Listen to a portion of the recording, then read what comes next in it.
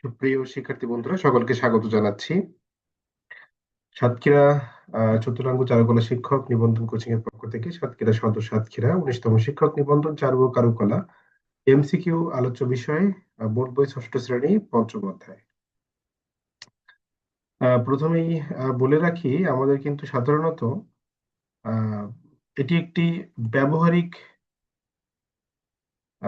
ব্যবহারিক অধ্যায়, অর্থাৎ ব্যবহারিক বিষয়ে সকল ধরনের জ্ঞান অর্জনের জন্য, মানে এখানে যে বিষয়গুলো রয়েছে, যেগুলো আমাদের প্রয়োজন হয়, যে সকল বিষয়গুলো জানার প্রয়োজন রয়েছে, কম বেশি আমরা যেরকম দাঁত মাজি, তাই না? সব এক একজন এক এক রকম নিয়মে আমরা দাঁত মাজি, কিন্তু দাঁত মাজারও কিন্তু একটা নির্দিষ্ট নিয়ম আছে। আসলে এই জন্যই এই অধ্যায়টি খুবই গুরুত্বপূর্ণ যারা ব্যবহারিক বিষয়ে বিশেষ দুর্বল তাদের জন্য। সম্পূর্ণ ক্লাসে থাকলে আপনি অনেক কিছুই জানতে এবং বুঝতে পারবেন। আমরা চেষ্টা করব আপনার সকল বিষয়গুলো ধরে ধরে সুন্দর করে দেখানো এবং বোঝানোর জন্য। আচ্ছা, সবাই নিশ্চয়ই ভালো আছেন। সবাই কেমন আছেন একটু জানতে চাই। সবাই কেমন আছেন? স্যার ভালো আছি, ভালো আছেন? হ্যাঁ, আমি অনেক ভালো আছি। আশা করি আপনারা সবাই খুব ভালো আছেন, যে যেখান থেকে সরাসরি ক্লাসটি দেখছেন এবং শুনছেন। শিক্ষার্থী বন্ধুরা, আমরা ইতিমধ্যেই সবাই জুমে সবাইকে অ্যাড করেছি। আমরা আর দেরি করব না, আমরা আমাদের মূল আলোচনা শুরু করব। আজকের ক্লাসটি হবে, আমি একটি প্রশ্ন এখানে রাখবো, যারা উত্তর পারবেন উত্তরটি দিবেন, তারপরে আমি একের পর এক সেটা ব্যাখ্যা করে বুঝিয়ে দেবো। প্রথম প্রশ্ন, আপনারা একটু দেখেন তো যে আসলে আমি যে পেজটা এখানে আনার চেষ্টা করেছি, ব্ল্যাঙ্ক পেজটা দেখা যাচ্ছে কিনা? স্যার লেখা দেখা যায় কিছু, ওই যে সাতক্ষীরা সদর সাতক্ষীরা। অন্য কিছু দেখতে পাচ্ছেন না, তাই? না স্যার। আচ্ছা, ঠিক আছে, খুব সুন্দর, একদম সঠিক হয়েছে। দেখুন, 1 নম্বর প্রশ্ন, যদি আমরা দেখাই, মানে আমরা যে কাজটা করব সবাই মিলে, সেটা হলো সবাই একটু করে রাখবো, মানে উত্তরটা মনে মনে রাখবো। মানে সিস্টেমটা হবে, আমরা কিন্তু বলেছিলাম যে মাসের শেষে আমরা একজন বিজয়ীকে পুরস্কৃত করব আর কি, প্রশ্নের উত্তরদাতা হিসেবে, যে ভালো পারফরমেন্স দেখাবে তাকে। তো আজকেও সেটি হবে এবং সেটা কাউন্ট হবে আজকে, যে কারা কতটি প্রশ্ন উত্তর দিতে পারছেন। এখানে যেটা হবে সেটা হলো, আমি চ্যাট বক্সে দেখব যে কে আগে কমেন্টটা করতে পেরেছে। হ্যাঁ, কে আগে কমেন্টটা করতে পেরেছে তারটাই আমি তার নামটাই লিখে নেবো বা রোলটা স্যার লিখে আমি যে নেবো। বাংলা লিখতে পারি না তাড়াতাড়ি। বুঝতে পারিনি? স্যার বাংলা লিখতে পারি না তাড়াতাড়ি। তাহলে তো কিছু করার নেই আসলে। একটা কাজ করি আমরা, আহ, আমি নির্দিষ্ট একটা প্রশ্ন বলবো, নির্দিষ্ট সময় পজ দেব, তার মধ্যে যে আগে বলতে পারবে, আমি এখানে দেখছি মাইক্রোফোন কার্ডটা আগে অন হয়, যে আগে বলতে পারবে তারটাই নিয়ে নেব। কিন্তু এ করলে আমার সমস্যা আছে, চ্যাট বক্সে করলে সেটা সবচেয়ে বেশি ভালো হয়। কোনটা আগে হয় সরাসরি সেটা একদম লিখিত জি থাকে। স্যার পারবো, কখন লিখবো? হ্যাঁ, ক খ লিখবেন, রাইট, ওটা লিখলেই হবে, শুধু ক খ আচ্ছা। লিখলেই হবে। সবাই রেডি হয়ে যান, আমরা কিন্তু আমাদের শিক্ষার্থীদের যে কজন যুক্ত হয়েছেন, আমি আগেও প্রথমেই বলেছি যে আজকের ক্লাসটি হতে চলেছে একটি নতুন একটি ক্লাস, এবং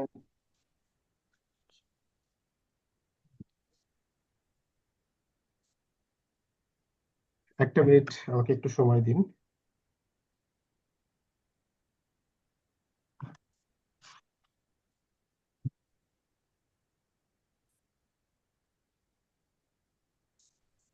আমাদের 20টি প্রশ্ন থাকবে একের পর এক। এই 20টি প্রশ্নের সর্বোচ্চ উত্তরদাতাকে আমরা আজকের ক্লাসের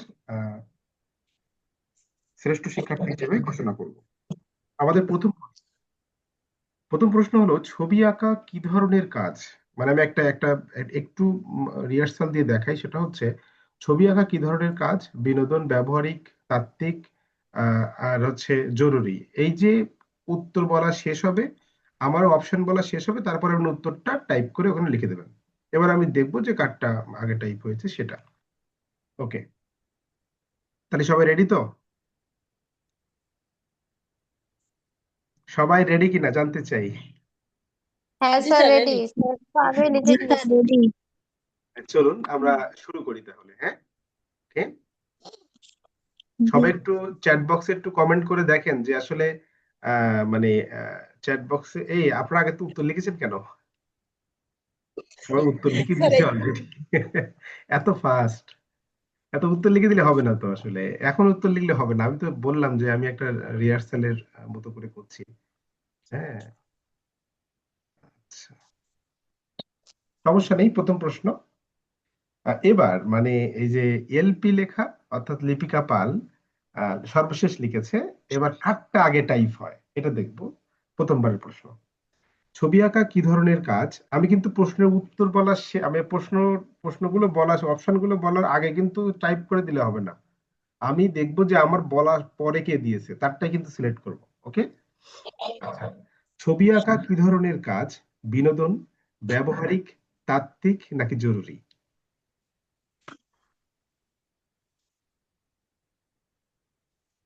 আচ্ছা, দেখি কার্ডটা আগে এসছে। আহ, প্রভাস মিস্ত্রি। প্রভাস মিস্ত্রিটা মনে হয় আগে এসেছে নাকি, আমি একটু একটু উপরে যে দেখি। উম, আহ,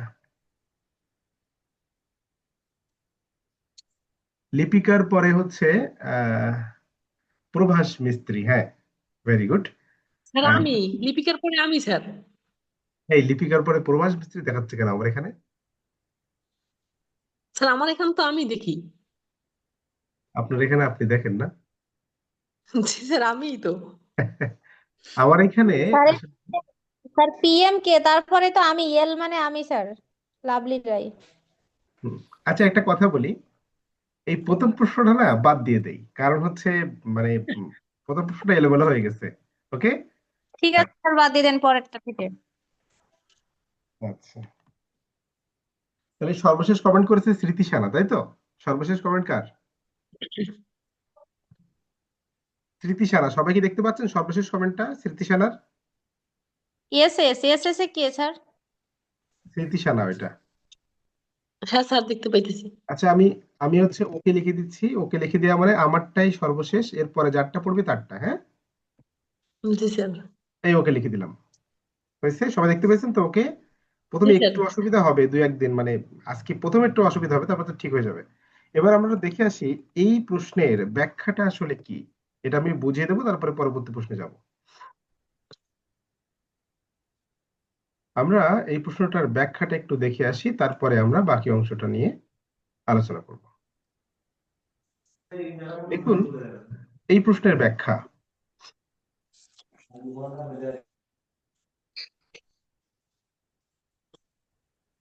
আচ্ছা, সবাই দেখতে পাচ্ছেন নিশ্চয়ই। ছবি আঁকা মূলত একটি সৃজনশীল ও ভিজুয়াল আর্ট বা দৃশ্য শিল্প। এটি এমন এক মাধ্যম যেখানে রং রেখা রং রেখার টেক্সচার, এখানে একটু বুঝিয়ে দিই। সেটা হলো, প্রথম কথা হচ্ছে দৃশ্যকলা। দৃশ্যকলা কি আমরা কেউ জানি? না জানলে কিছু বলার দরকার নেই, জানলে বলতে হবে। কেউ জানি কিনা? কেউ জানি না, সমস্যা নেই।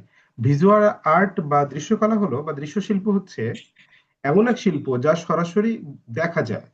যেমন ধরুন, আপনি একটা পেইন্টিং করলেন, আপনি দেখতে পাচ্ছেন, অবশ্যই দেখতে পাচ্ছেন। একটি ভাস্কর্য করলেন, অবশ্যই দেখতে পাচ্ছেন। যেগুলো সচরাচর সরাসরি দেখা যায়, এই ধরনের আর্ট গুলোকে বা আহ, দৃশ্য, এইগুলোকে সাধারণত বলা হচ্ছে দৃশ্য শিল্প বা ভিজুয়াল আর্ট। এরপরে রং। রং রং তো সবাই আমরা জানি। রঙের আরেক নাম কি জানি তো? রঙের আরেক নাম কেউ জানি? রঙের আরেক নাম হচ্ছে বর্ণ। রঙের আরেক নাম কি? বর্ণ। এরপরে রেখা রয়েছে টেক্সচার। টেক্সচারটা কি? টেক্সচারটা হলো ধরুন আপনি, আমরা বিভিন্ন ধরনের পেপার ব্যবহার করি না? দেখবেন বিশেষ করে আহ যদি পেজের টেক্সচার, এই আবার কি হলো, আপনার এখানে রেকর্ডিং হচ্ছে কেন? সবাই সাউন্ডটা অফ করে দিন, সবাই অফ করে দিন, মানে শুধুমাত্র যারা কথা বলবেন তারা ছাড়া সাউন্ডটা কেউ অন রাখবেন না। সবাই সাউন্ডটা একটু অফ করে রাখুন। যখন কথা বলা প্রথম তখন কথা বলবেন। টেক্সচারটা কি হলো? টেক্সচারটা হচ্ছে আমরা যখন বিভিন্ন পেজ দেখি, দেখবেন যেরকম কার্টিস পেপার দুইটা বৈশিষ্ট্য হয়। একটা হলো এক পাশে খসখসে, আর এক পাশে হচ্ছে মসৃণ। তাহলে যে পাশটা খসখসে, দেখবেন হাত দিলে আপনার হাত বেঁধে বেঁধে বেঁধে বেঁধে যায়, তাই না? বা আমরা যখন বিভিন্ন ক্যানভাস প্যাড দেখি বা ওয়াটার কালার প্যাড দেখি, তখন দেখবেন ওর উপরের টেক্সচার গুলো অনেক উঁচু নিচু, ওইগুলোকে সাধারণত টেক্সচার বলা হচ্ছে। এবং টেক্সচার আরো একভাবে ছবির টেক্সচার হয় কিরকম, সেটা ধরুন আপনি আহ একটি গাছ আঁকছেন। একটি গাছের কিন্তু অনেক মানে ক্যারেক্টার টোন হয়। যেমন ধরুন সেটা গাছটা কোথাও উঁচু কোথাও নিচু, বা কোন জায়গাটা আসলে বেশি ডিপ হবে কোন জায়গাটা বেশি লাইট হবে, এই যে উঁচু নিচু ব্যাপারগুলো এগুলোই হচ্ছে সাধারণত টেক্সচার হিসেবে ধরা হয়। এরপরে দেখুন, বিভিন্ন উপকরণের মাধ্যমে মনের ভাবনা বা কল্পনাকে কোনো সমতল পৃষ্ঠে, ক্যানভাস, কাগজ, ক্যানভাস বা দেয়ালে ফুটিয়ে তোলা হয়। এটি আবেগ প্রকাশের একটি মাধ্যম এবং একই সাথে ব্যক্তিগত চর্চা বা পেশাদার শিল্পকর্ম হিসেবে গণ্য হয়। তাহলে কি হলো, এই যে ছবি আঁকা কিন্তু একটা ব্যবহারিক বিষয় টোটালি, কারণ হচ্ছে হাতে কলমে যেগুলো করা হবে সেগুলো টোটালি কিন্তু ব্যবহারিক বিষয় বলে ধরে নেওয়া হয়। এবং আমরা এখানে কি শিখলাম, ভিজুয়াল আর্ট সম্পর্কে শিখলাম, আমরা রঙের আরেক নাম সম্পর্কে শিখলাম, আমরা টেক্সচার কি সেটা শিখলাম, তারপরে হচ্ছে কোথায় কোথায় আসলে ছবি আঁকা হয় সেটা সম্পর্কে জানলাম। এই হচ্ছে বিষয়, এই ছিল এই প্রশ্নের ব্যাখ্যা। পরবর্তী প্রশ্ন, প্রশ্নটা আমি আনবো এবং আমি সরাসরি প্রশ্নটা পড়ে শেষ করব, তারপরে যে কমেন্টটা হবে আমি সেই কমেন্টটাই কিন্তু কাউন্ট করব। এর বাইরে কোনো কমেন্ট কিন্তু আমি কাউন্ট করব না। প্রথম প্রশ্নটা আমরা বাদ দিয়েছি, প্রথম প্রশ্ন বাদ দিয়ে আমরা কাজ করছি। 2 নম্বর প্রশ্ন, গোলাকার কোনো বস্তুকে উপর অথবা নিচ থেকে কেমন দেখা যায়? এটা হচ্ছে লম্বা, সরু, গোলাকার নাকি চ্যাপ্টা? উত্তর দিন।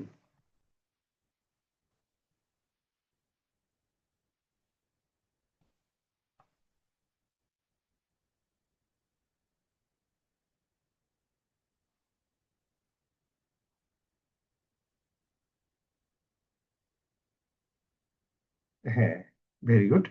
দেখুন এখানে এবার আপনার সাউন্ডটা সবাই একটু অন করেন, সাউন্ডটা সবাই অন করেন, এবার সাউন্ডটা অন করেন। এবার আপনারা দেখুন যে আমার পরে কার কমেন্ট পড়েছে, আমি ওকে লেখার পরে কার কমেন্ট পড়েছে। স্যার আমারটা আমারটা বলতে চিনি না, কে সে? এল এল স্যার লাভলি রাই। হ্যাঁ, সঠিক, একদম সঠিক উত্তর হয়েছে।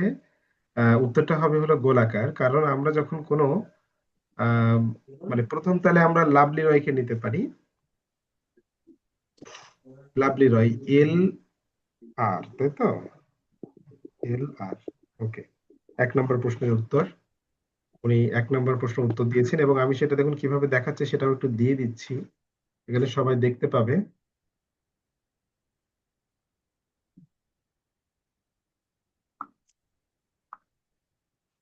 লাভলি রয় প্রথম প্রশ্ন। ওকে, এবার চলুন, তাহলে আমাদের উত্তর উত্তর হলো কোনটা? গোলাকার, গ নাম্বার। এবার এই প্রশ্নের ব্যাখ্যাটা কি হতে পারে একটু চলুন একটু দেখে আসি।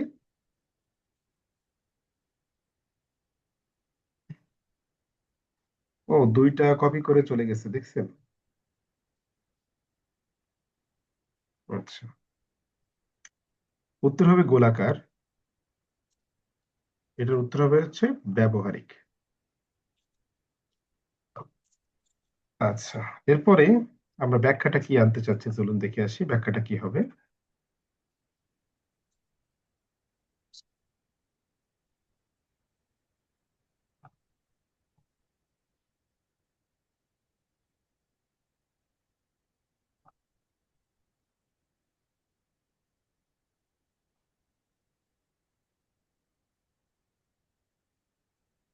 এখানে দেখুন ব্যাখ্যাটা হবে, গোলাকার বা গোলাকৃতির, হ্যাঁ, গোলাকৃতির বস্তুকে উপর, শীর্ষ বা নিচে বা তলদেশ যে কোনো দিক থেকেই দেখলে তা একটি বৃত্তের বা সার্কেল মতো দেখায়।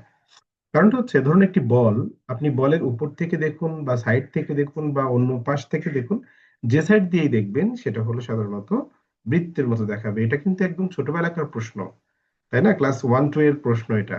অনেক সময় দেখা যায় এই সহজ সহজ প্রশ্নগুলোই কিন্তু অনেক সময় সবার ভুল হয়ে যায়। এই সহজ সহজ প্রশ্নগুলোই সাধারণত অনেক সময় অনেক সহজ হয়েছে প্রশ্ন বা এরকম, এই ধরনের প্রশ্নগুলো কিন্তু খুব একটা গুরুত্বপূর্ণ না, এটাকে মাথায় রাখবেন। তবে প্রথম প্রশ্নটা কিন্তু গুরুত্বপূর্ণ, এটা মাথায় রাখবেন, প্রথম প্রশ্নটা গুরুত্বপূর্ণ, কিন্তু ভেরি ভেরি ইম্পর্টেন্ট, কিন্তু প্রথম প্রশ্নটা, প্রথম প্রশ্নটা কিন্তু খুবই গুরুত্বপূর্ণ, এটা একটু মাথায় রাখবেন। এই যে, ওকে, এরপরে হলো কি বলেছে দেখুন, গোলাকার কোনো সুনির্দিষ্ট প্রান্ত বা শীর্ষবিন্দু না থাকায় আহ সব দিক থেকে একে সমভাবে গোলাকার বা বৃত্তাকার মনে হয়। শীর্ষবিন্দুটা কি? যখন দুইটি রশ্মি একই বিন্দুতে মিলিত হয় তখন সেটাকে আমরা বলছি শীর্ষবিন্দু। এটা যারা জ্যামিতি বোঝেন পারেন তারা তো অবশ্যই বুঝতে পারছেন, তাহলে আমি আর ব্যাখ্যা দিলাম না। অর্থাৎ যখন একটি কোণের কথা যদি আমরা বলি, একটি কোণ কি হয়? দুইটি রশ্মি একটা বিন্দুতে যে মিলিত হয় তখন এটাকে কি বলে? তখন এটাকে বলে কিন্তু শীর্ষবিন্দু। পরবর্তী প্রশ্ন, তাহলে প্রথম প্রথম উত্তর দিয়েছেন হচ্ছে লাভলি রায়, প্রথমে উনি উত্তর দিয়েছেন এই প্রশ্নের। আমরা চলে যাব 3 নম্বর প্রশ্নে। সবাই আশা করছি খুব রেডি এবং খুবই এক্সাইটেড। চলুন আমরা দেখে নিই পরবর্তী প্রশ্ন। আমরা প্রতিদিন এরকম ভাবেই আশা করি ক্লাস নেওয়ার চেষ্টা করব, তবে আমার একটু মাঝে মাঝে সময়ের সমস্যা হয়, কম বেশি সব একাই সামলাতে হয়, তো এই জন্য আর কি ঝামেলা হয়। দেখুন, নিশ্চয়ই দেখতে পাচ্ছেন আপনার প্রশ্নটি। এবারের প্রশ্ন হলো, ফুল আঁকার সময় কোন বিষয়ে বেশি খেয়াল রাখবে? ফুল আঁকার সময় কোন বিষয়ে বেশি খেয়াল রাখবে? আচ্ছা, আমি একটু ওকে লিখে দিই। ওকে, ওকে। হ্যাঁ, এরপরে যারটা পড়বে সে যারটা। আহ, এই এখন গ কেন? এটা তো খুব খারাপ। এই যে লাভলি রয়, সুজন সরকার, মানে মাধুরী রয় সবাই উত্তর দিয়ে দিয়েছেন কেন? মানে আমি তখন অপশন বলিনি। অপশন না ফুললে তো আপনারা আগের থেকে উত্তর দিয়ে দিলে হবে না, এই প্রশ্নটা নষ্ট করলেন। না স্যার, আপনি বলছিলেন যে আমার বলা শেষ হলে তারপরে উত্তর দেবেন, এই জন্য। না, আমি তো অপশন বলা শেষ করিনি, আমি শুধুমাত্র প্রশ্ন বলেছি। আগের গুলো ও সব আচ্ছা, অপশন আমরা বলা দেখে শেষ। উত্তর দিয়েছি স্যার, এই জন্য। হ্যাঁ, অপশন আচ্ছা বলা ঠিক শেষ আছে করবো তারপরে দিবেন। হ্যাঁ, ওকে, এই প্রশ্নটা নষ্ট হয়ে গেল। স্যার। আচ্ছা, তাহলে আমাদের প্রশ্নের উত্তর হবে, মা, মা এটা নিয়ে, মোবাইলটা নিয়ে বসে হবে।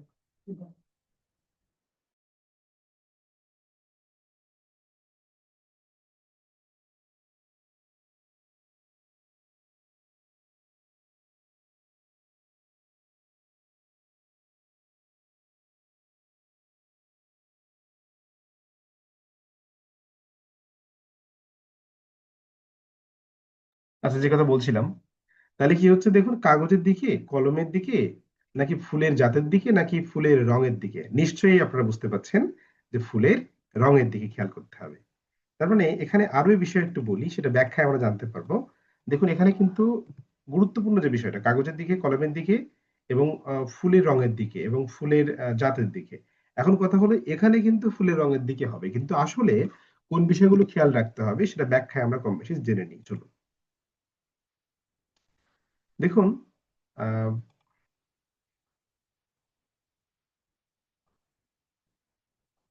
ব্যাখ্যা থেকে যদি আমরা জানতে চাই তাহলে দেখা যাবে ব্যাখ্যা। দেখুন, ব্যাখ্যাটা একটু খেয়াল করুন সবাই। ফুল আঁকার সময় মূলত এর গঠন, শেপস বা হচ্ছে অনুপাত, যেটাকে আমরা প্রপোর্শন বলে থাকি, এবং আলো ছায়া বা শেডিং এর উপর সবচেয়ে বেশি খেয়াল রাখা উচিত। হালকা পেন্সিল স্কেচ দিয়ে শুরু করে পাপড়ি কাণ্ডের সঠিক আকার তৈরি করুন। এরপর বাস্তবসম্মত রূপ দিতে রঙের শেড বা আলো ছায়ার বৈপরীত্য ব্যবহার করুন। একটু খেয়াল করুন এখানে কি কি কথা বলেছে। যেমন ধরুন, শেপটা আসলে কি? শেপ হলো যে যখন আপনি কোনো বিষয় আঁকবেন তখন কিন্তু এর একটা শেপ থাকে, গোলাকার শেপ বা ত্রিভুজাকৃতি বা চারকোণাকৃতি।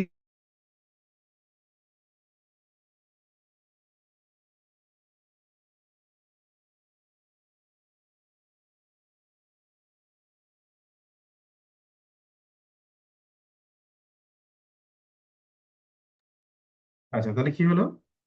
ফুল আঁকার জন্য যে মানে প্রথমে শেপের প্রয়োজন, কোন আকৃতির শেপ সেটা কিন্তু আপনাকে বুঝে নিতে হবে। আপনারা যারা ক্লাসটি দেখছেন, বলুন তো ফুলের শেপ কি, কোন আকৃতির? কে বলতে পারবেন ফুলের শেপ কোন আকৃতির? গোলাকৃতি। গোলাকৃতি। কে বলেছে? বৃত্ত। উত্তরটা কে দিল? স্যার সিথি স্যার সিথি বিশ্বাস বলছি। স্মৃতি বিশ্বাস বলে। স্মৃতি বিশ্বাসকে অসংখ্য ধন্যবাদ জানাচ্ছি একদম সঠিক উত্তর দেওয়ার জন্য, আপনাকে অসংখ্য ধন্যবাদ। তাহলে কি হলো, যে একটা ফুলের শেপটা কিন্তু আসলে গোলাকার হয়।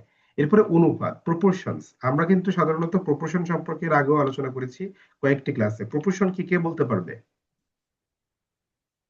প্রপোর্শন কি, কে বলতে পারবে? প্রপোর্শন কি, কে বলতে স্যার পারবে? স্যার নাম আমি বলছি।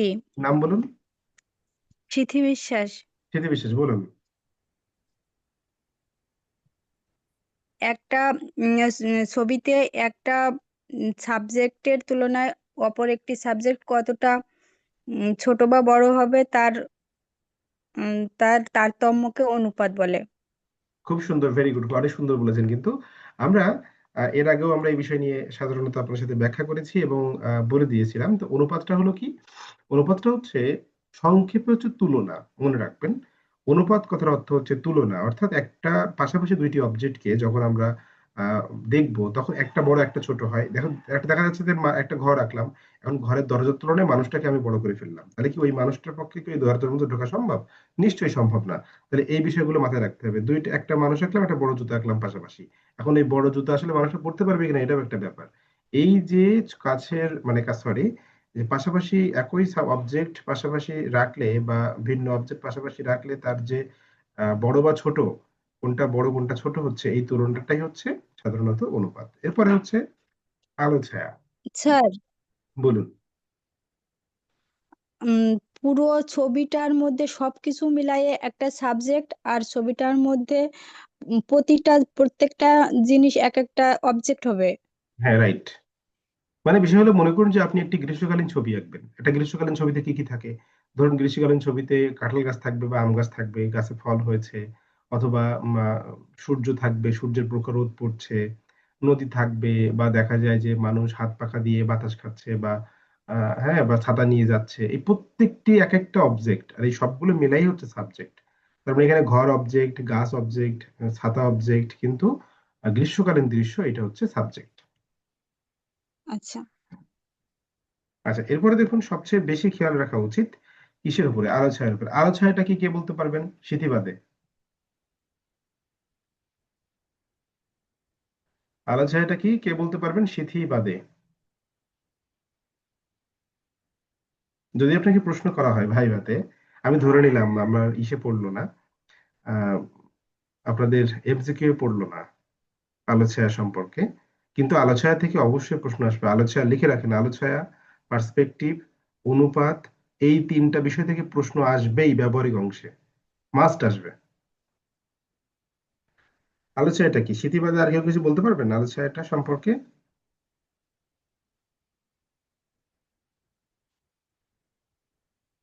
কেন, আলো ছায়া তো আপনাদের পড়িয়েছি, কিন্তু আপনাদের না বলতে পারার তো কোনো কারণ নেই।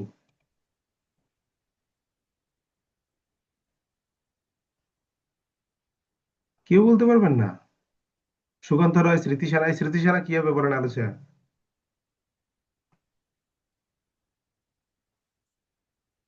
স্মৃতি সানা কি আউট হয়ে গেল নাকি? এই শান্তনা বিশ্বাস, আপনি বলেন।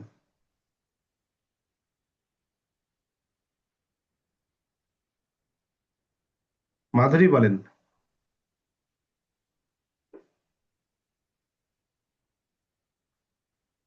আচ্ছা, সমস্যা নেই, আমি বলে দিচ্ছি। আলো ছায়াটা হচ্ছে কি জানেন, মানে কোনো অবজেক্টকে যখন আমরা দেখি, সেই অবজেক্টের যে কোনো এক পাশে লাইট কিন্তু থাকে অবশ্যই। অর্থাৎ যে পাশে আমাদের সূর্য থাকবে তার বিপরীত পাশে পাশে আমাদের শেড পড়বে বা ছায়া হবে। যে পাশে আলোটা বা সূর্য স্যার, থাকবে সে পাশে আমাদের লাইট বা আলো হবে। এই হচ্ছে বিষয়। স্যার, আলো ছায়া ছবিকে ত্রিমাত্রিকতা দান করে, এটা কি সঠিক? আলো ছায়া, হ্যাঁ সঠিক, আলো ছায়া কিন্তু ছবিকে ত্রিমাত্রিকতা দান করে। মানে এটা একদিক থেকে সঠিক, আবার একদিক থেকে সঠিক নয়। দেখুন, যদি আপনি একটি সার্কেল আঁকেন, বা যদি আপনি একটি সার্কেল বলা যাবে না, একটি ঘনক আঁকেন শুধু রেখা দিয়ে, আপনি কোনো শেড দিলেন না, তারপরেও কিন্তু সেটা কিন্তু ত্রিমাত্রিক ছবি বা ত্রিমাত্রিক একটা চিত্রকল্প। কিন্তু আপনি যখন আলো ছায়া দেবেন, তখন কিন্তু সেটা আরো সুন্দর হবে, এবং সুন্দরভাবে সেটা বুঝে নেওয়া সম্ভব। এখন কথা হলো যে শুধুমাত্র যে ত্রিমাত্রিকতা দানের জন্য আলো ছায়ার প্রয়োজন তা কিন্তু না। মানে আলো ছায়া অবশ্যই ত্রিমাত্রিকতা দানে সাহায্য করে, তবে ওইটাই মেন কথা না। এই হচ্ছে বিষয়, যে আলো ছায়া না থাকলে আচ্ছা যে ত্রিমাত্রিকতা হবে না এমনটা কিন্তু না। হালকা পেন্সিল স্কেচ দিয়ে শুরু করে পাপড়ি এবং কাণ্ডের সঠিক আকার তৈরি করুন, এবং এরপর বাস্তবসম্মত রূপ দিতে রঙের শেড, আলো ছায়ার বৈপরীত্য ব্যবহার করুন। তাহলে আমরা বুঝে নিলাম যে আসলে আলো ছায়ার কোথায় প্রয়োজনীয়তা রয়েছে, বা যখন একটি ফুল আমরা আঁকবো তখন কোন কোন দিকে আমাদের খেয়াল করতে হবে, অর্থাৎ সেই সেই ফুলের গঠন দিয়ে খেয়াল করতে হবে, অনুপাত দিয়ে খেয়াল করতে হবে, আলো ছায়া দিয়ে খেয়াল করতে হবে। ওকে, আচ্ছা এরপরে আসুন। এরপরে যদি আমরা যাই তাহলে দেখা যাবে পরবর্তী প্রশ্ন। সবাই নিশ্চয়ই রেডি হয়ে আছেন পরবর্তী প্রশ্ন করার জন্য? ওকে, এরপর আরো কিছু বিষয় আলোচনার ছিল যেগুলো আলোচনা না করলেই নয়, আর একটা বিষয় কিছু কিছু বিষয় আলোচনা করে দিই। সেটা হলো,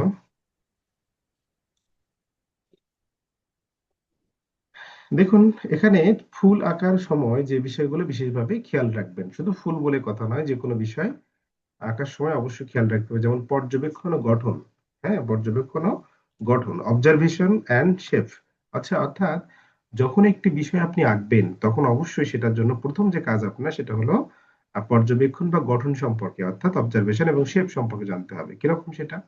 যে কোনো ফুল আঁকার আগে এর গঠনটি মনোযোগ দিয়ে দেখুন, পাপড়ির বিন্যাস এবং পাতার অবস্থান কিভাবে আছে তা লক্ষ্য করুন।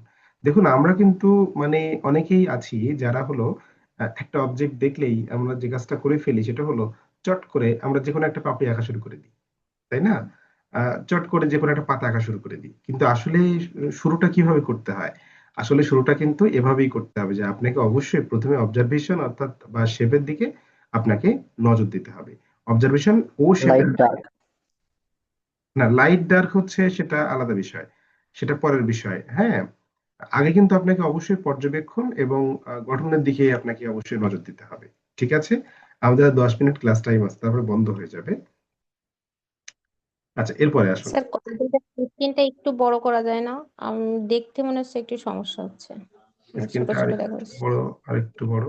আর এই একটু সর্বশেষ, সামনে আসলে আর করা যাবে না, এই শেষ। ঠিক আছে স্যার। এবার কি দেখা যায়? এবার এবার এবার দেখা যাচ্ছে। ঠিক আছে, ওকে। এবার দেখুন তাহলে কি হচ্ছে যে প্রথম আমরা কি করলাম, একটা বিষয়কে দেখবো, বুঝবো, তারপরে আচ্ছা আমি যদি একটা প্রশ্ন আপনাকে করা হয় তাহলে আহ কি প্রশ্ন করব? ধরুন একটি গাছ আঁকবেন, একটি গাছ আঁকবেন, আমি যাকে তাকে প্রশ্ন করতে পারি এই প্রশ্নটা। এখনো পর্যন্ত কিন্তু লাভলি রয় এগিয়ে, কারণ তিনি একটি প্রশ্নের উত্তর দিয়ে ফেলেছেন অলরেডি। আমরা একটু যাকে ডাকবো তাকে কিন্তু আসতে হবে, যেরকম ভুল হোক না ভুল হোক সমস্যা নেই, কিন্তু ভুলের মধ্য থেকে কিন্তু আপনি শিখবেন। আহ আপনি যেটা প্রথমে আমি ডাকতে চাই একটু আজকে প্রশ্ন জিজ্ঞাসা করার জন্য, আপনি বলুন কে বলবেন? শান্তনা বিশ্বাস বলুন। শান্তনা বিশ্বাস, সাউন্ডটা অন করুন। শান্তনা বিশ্বাস, সাউন্ডটা অন করুন।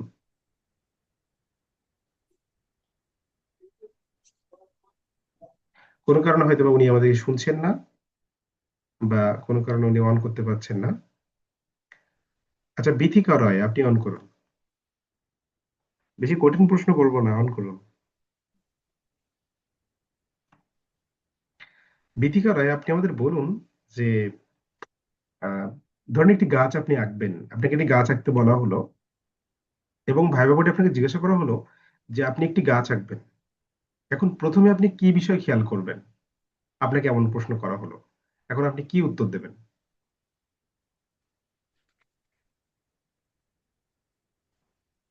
আপনার উত্তর কি হবে? তো অনুপাত।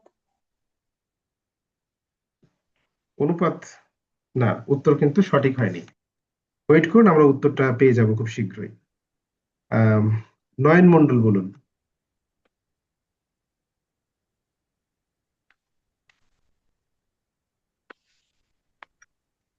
তাড়াতাড়ি বলুন।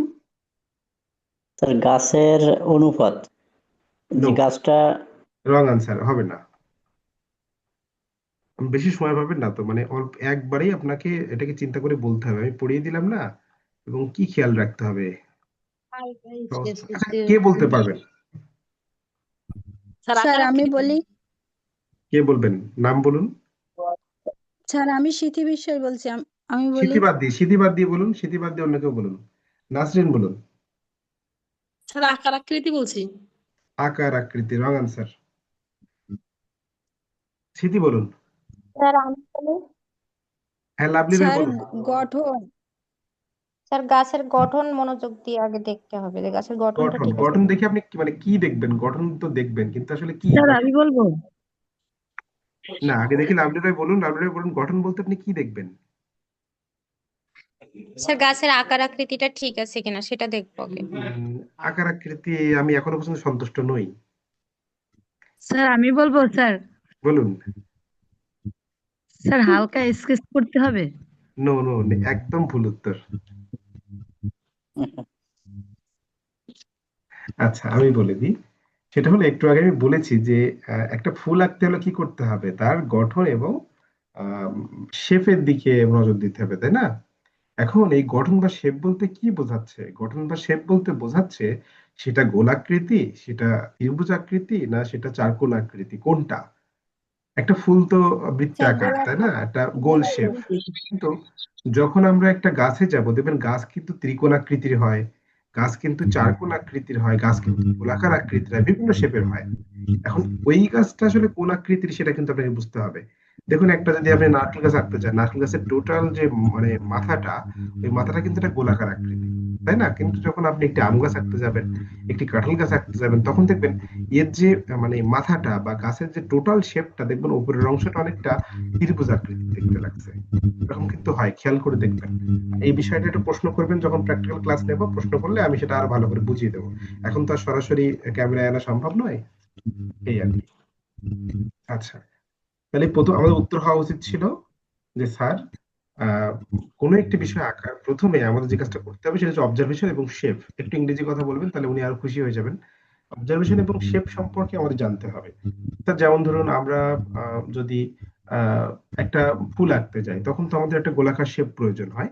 ঠিক তেমনি আমরা যখন একটি গাছ আঁকতে যাব, তখন আমাদের কিন্তু একটি গোলাকার শেপ, একটি মানে একটি ত্রিকোণাকৃতি বা ত্রিভুজাকৃতির শেপ বা চতুর্ভুজাকৃতির শেপ প্রয়োজন হতে পারে। ব্যাস, আপনার কথা শেষ।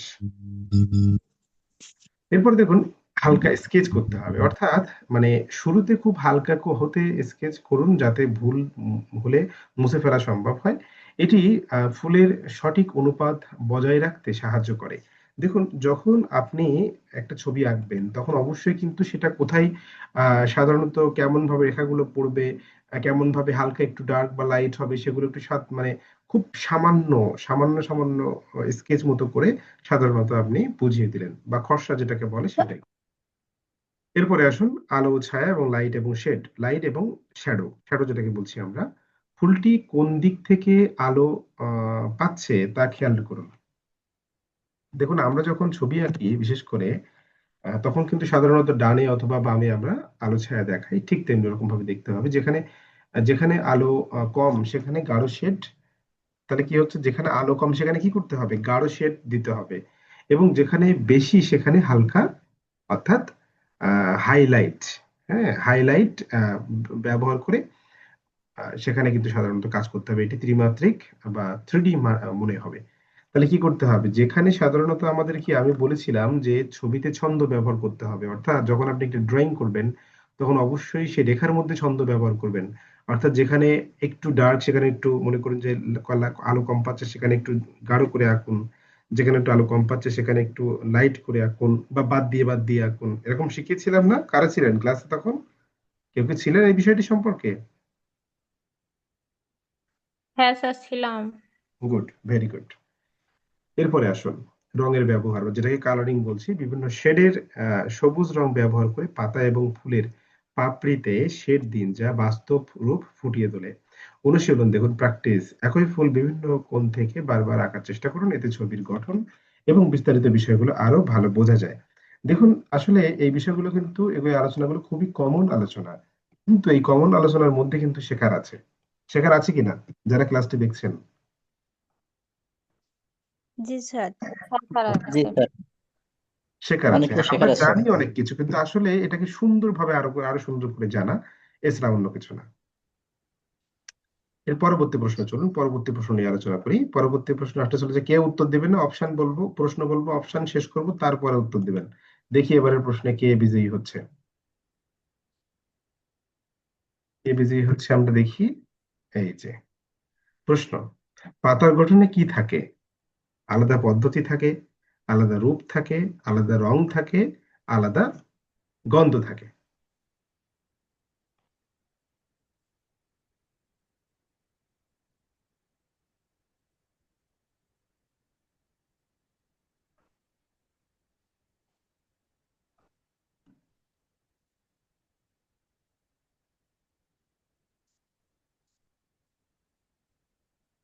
বলুন।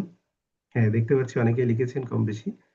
আহ দেখতে পাচ্ছি আমরা 4 নম্বর প্রশ্ন, দেখি কার্ডটা আগে পড়েছে।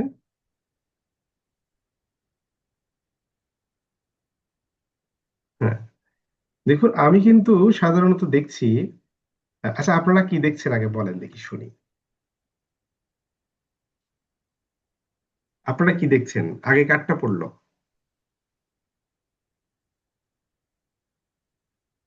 কথা বলুন, আপনারা যা দেখছেন বলুন না। এই যে মানে লাস্ট হয়েছিল যে সুজন সরকার, গাছের কাঠামো এবং গাছের আলো ছায়া, এই পর্যন্ত শেষ ছিল, তারপরে কার পড়েছে?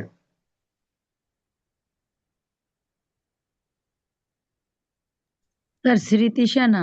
স্মৃতিসেনা পড়েছে, হ্যাঁ রাইট, এস এস স্মৃতিসেনা পড়েছে। ভেরি গুড, দ্রুত বলতে হবে না তো শেষ করতে পারবো না তো। মুক্তাবেলা বলেছেন গ, না একেবারে রং আনসার, মুক্তাবেলা গ দিতে পারছি না। স্যার স্যার আমারটা পড়ছে তো। আপনার কি, না আমি তো দেখছি যে স্মৃতিসেনারটা পড়েছে, মানে স্যার নাসরিন একটা একটাই তো আগে। না না, আপনার ওখান থেকে এন দেখাচ্ছে, কিন্তু আমার এখান থেকে কিন্তু সাধারণত স্মৃতিসেনাই দেখায়। আর একজন বলেছেন স্মৃতিসেনা বলেছেন। আচ্ছা, স্মৃতিসেনাই সঠিক, ওটা আপনার এখান থেকে ওরকম দেখাচ্ছে হয়তো বা, কিন্তু আসলে মেনলি আমার এখান থেকে কিন্তু